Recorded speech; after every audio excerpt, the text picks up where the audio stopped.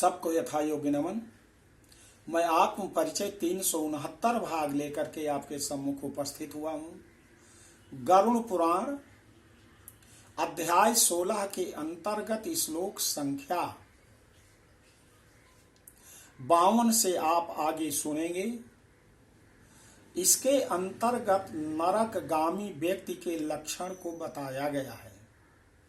सर्वप्रथम माता भगवती को शंख ध्वनि करके प्रणाम निवेदित करता हूँ। बोलो आदि शक्ति माता भगवती की जय।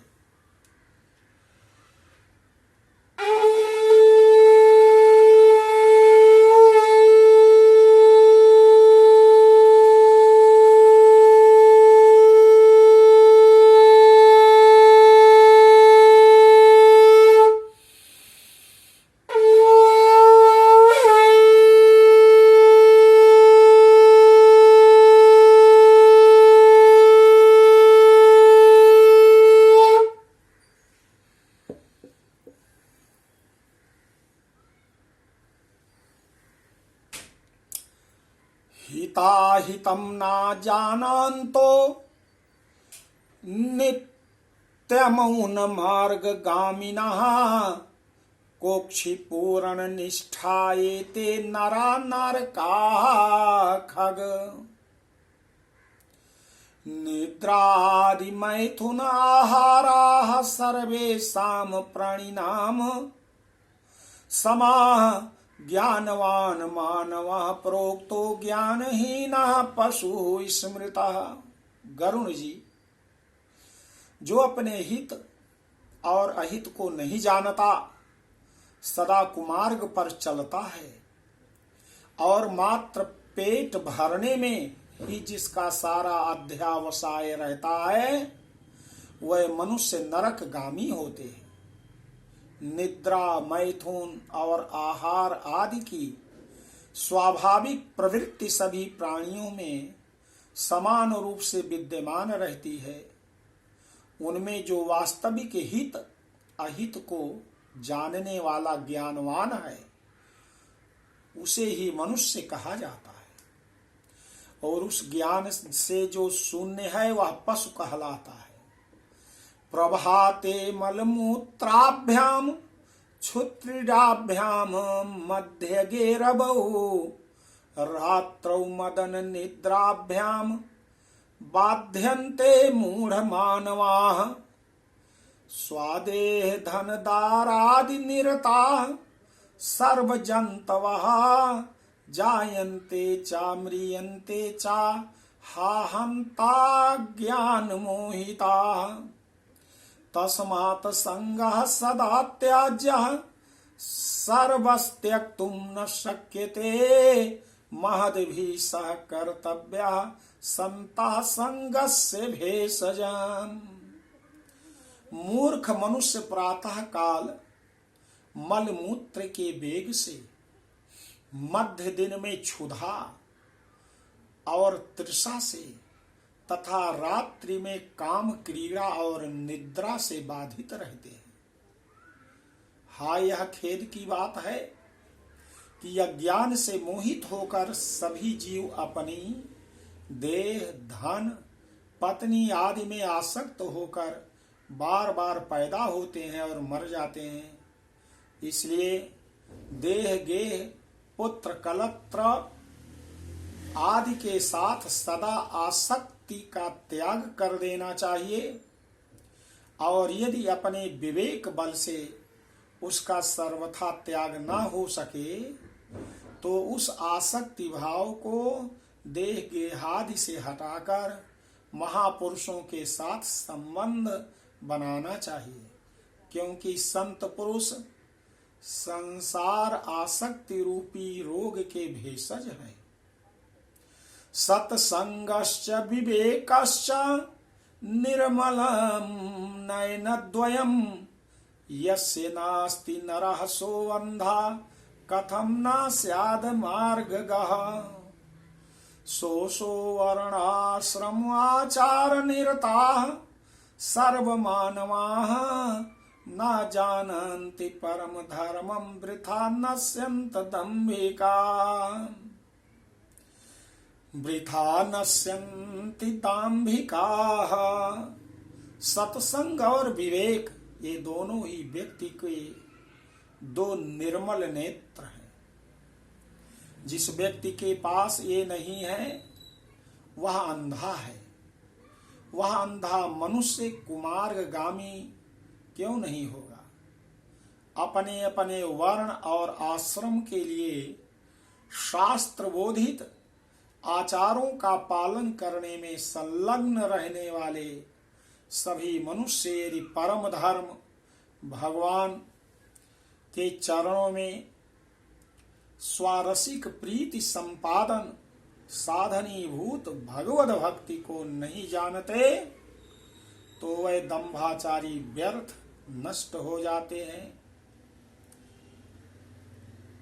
क्रियायास्पराः केचिद् व्रतचर्यादि संयुताः अज्ञान संवृतात्मानः संचरन्ति प्रतारकाः।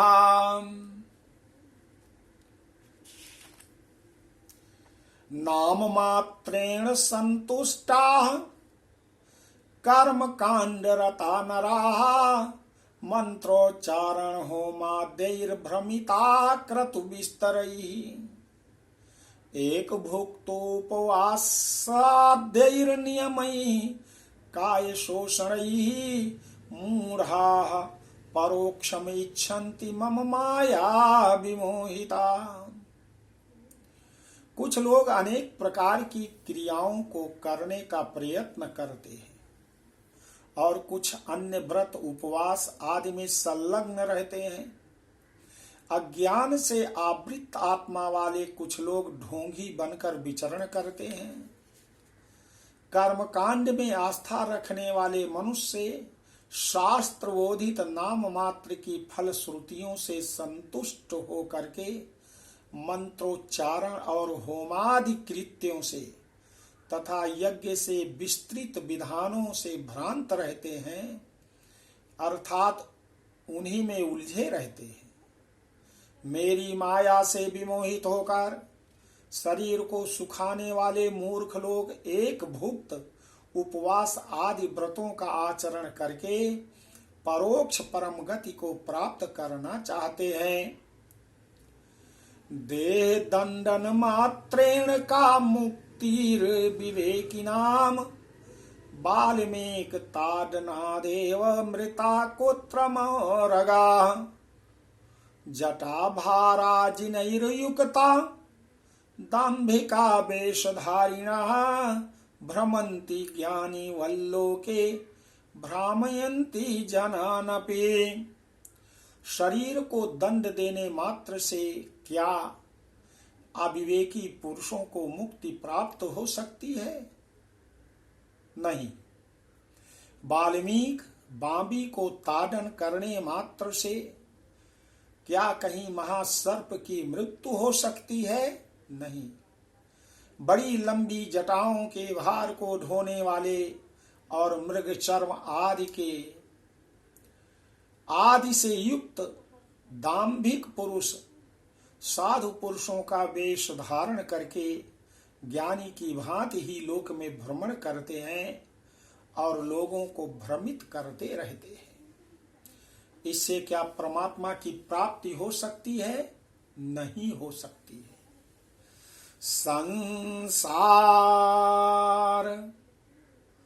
संसारज सुखासक्तम् ब्रह्मज्ञो अस्मीति वादिनम् कर्म ब्रह्मो भय भ्रष्टम तम त्यजाद अंत्यजम यथा।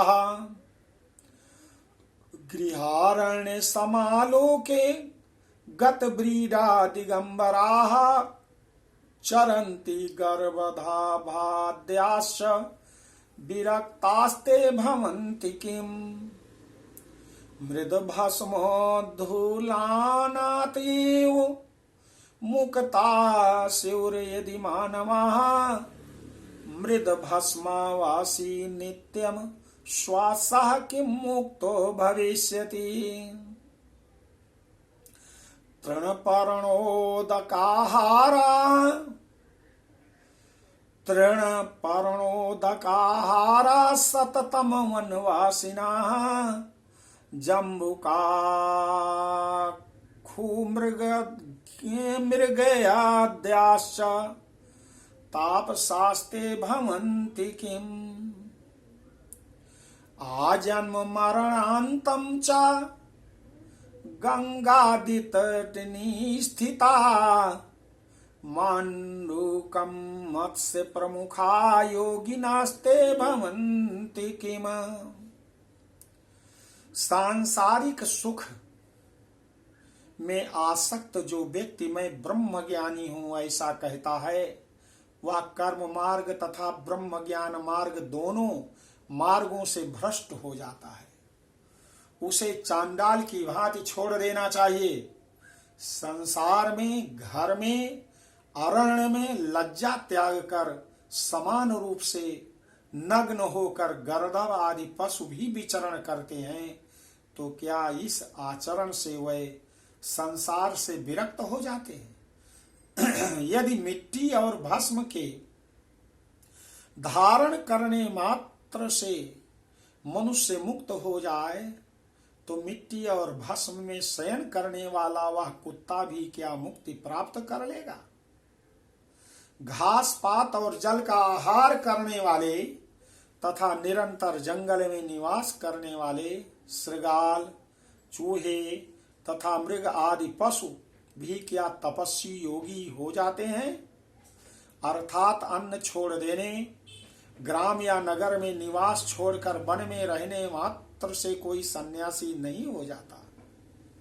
मंडूक, मेढक और मत्स्य आदि जलचर जीव जन्म से लेकर मृत्यु पर्यंत गंगा आदि नदियों में निवास करते हैं, तो क्या वह योगी हो जाते हैं? अर्थात नहीं। तो आपने श्लोक संख्या 68 तक गरुड़ पुराण अध्याय 16 में सुना। इसके आगे की बात आगे परिच्छेद में सुनेंगे।